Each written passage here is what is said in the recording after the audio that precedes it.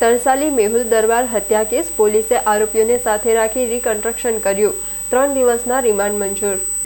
વડોદરાના તરસાલી વિસ્તારમાં અમરશ્રદ્ધા વુડાના મકાન પાસે 5 દિવસ અગાઉ 23 વર્ષીય મેહુલ દરબારની તેના જન્મદિવસે જ ઘાતકી હત્યા કરવામાં આવી હતી। આ સનસનીખેજ કેસમાં મકરપુરા પોલીસે 2 આરોપીઓની ધરપકડ કરી ઘટનાસ્થળે સમગ્ર ક્રાઇમ સીનનું રિકન્સ્ટ્રક્શન હાથ ધર્યું હતું।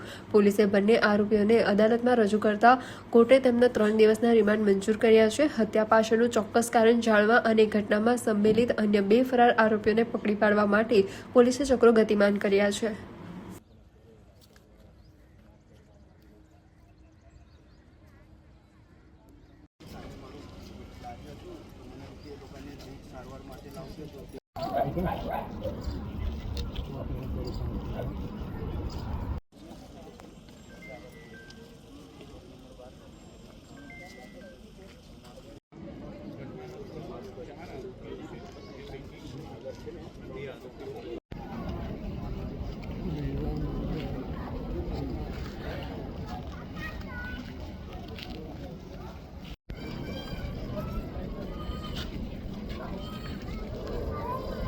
સંધાને કુલ 2 આરોપીઓ હાલમાં પકડાયેલ છે। નામદાર કોર્ટ દ્વારા બંને આરોપીઓના 3 દિવસના રિમાન્ડ મંજૂર કરવામાં આવેલા છે। જે અનુસંધાને આજરોજ બંને આરોપીઓને સાથે રાખી બનાવવાળા સ્થળનું રિકન્સ્ટ્રક્શન પંચનામું કરવા માટે આરોપીઓને હાલ લાવેલ છે।